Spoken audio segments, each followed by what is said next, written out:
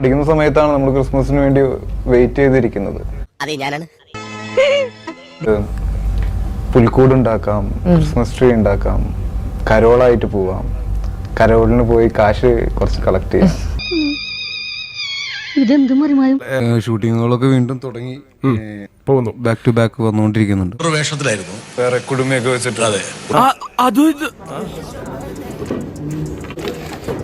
ഉമ്മൻചാണ്ടി സാറിനെ കുറിച്ച് വിനായകൻ എന്തു പറഞ്ഞു? എന്തു പറഞ്ഞു? എന്റെ മൂലാണ്.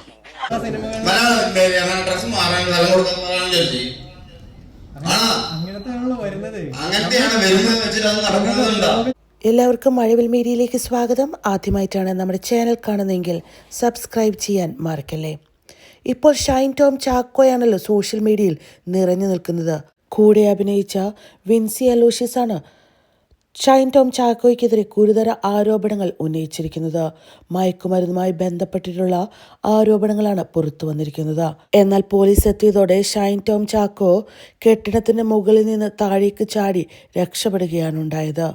വിൻസി അലോഷ്യസ് ഇനി മുതൽ മയക്കുമരുന്ന് ഉപയോഗിക്കുന്ന നടന്മാർക്കൊപ്പം അഭിനയിക്കില്ല എന്നുള്ള തീരുമാനമെടുത്തിരിക്കുകയാണ്. ഇരുവരും ഒന്നിച്ചഭിനയിച്ച സൂത്രവാക്യം റിലീസിന് ഒരുങ്ങുകയാണ്. ഷൈൻ ടോം ചാക്കോയുടെ ആദ്യകാല ഇന്റർവ്യൂസിലെല്ലാം വളരെ സാധാരണമായി തന്നെയാണ് ഷൈൻ ടോം ചാക്കോ ഇന്റർവ്യൂസിൽ ഉത്തരങ്ങൾ കൊടുക്കുന്നതും സംസാരിക്കുന്നതും. ചോദ്യങ്ങൾ ചോദിക്കുന്നതിനൊപ്പം തന്നെ വളരെ ശാന്തമായിട്ട് ഉത്തരങ്ങൾ കൊടുക്കുന്ന ഷൈൻ ടോം ചാക്കോയെ നമുക്ക് പഴയ ഇൻ്റർവ്യൂസിൽ കാണാം. എന്നാൽ ഇപ്പോഴുള്ള ഇൻ്റർവ്യൂസിലെ ഭാവങ്ങളാണ് നിങ്ങൾ ഇതിനു മുമ്പുള്ള വീഡിയോസിൽ കണ്ടത്. ഒരിടത്ത് നിൽക്കാൻ പറ്റാതാവുക, ചാടുക, ഓടുക, കിടക്കുക. ആദ്യമൊക്കെ വിചാരിച്ചിരുന്നത് ഒരു അറ്റൻഷൻ സീക്കിംഗ് ആക്ഷൻസ് ആണ് ഇതൊക്കെയെന്നാണ് പ്രേക്ഷകർ പലരും കരുതിയിരുന്നത്. എന്നാൽ ഇപ്പോൾ ഇതാ വിൻസിയെ പറഞ്ഞത് വെച്ച് നോക്കിയാൽ ഇതൊന്നും അങ്ങനെയല്ല എന്ന രീതിയിലൊക്കെ എത്തിപ്പെടുകയാണ്. എങ്ങനെയാണ് ഒരു മനുഷ്യൻ്റെ ജീവിതത്തിൽ മാറ്റങ്ങൾ ഉണ്ടായിരിക്കുന്നതെന്ന് ഈ ആദ്യത്തെ ഇൻ്റർവ്യൂസും പിന്നെ ഇപ്പോൾ നടക്കുന്ന പൊതുപരിപാടികളും കണ്ടാൽ വ്യക്തമായിട്ട് മനസ്സിലാക്കാനായിട്ട് സാധിക്കും. ഒരുപാട് മാറ്റങ്ങളാണ് ഷൈൻ ടോം ചാക്കോയുടെ ജീവിതത്തിൽ സംഭവിച്ചിരിക്കുന്നത്.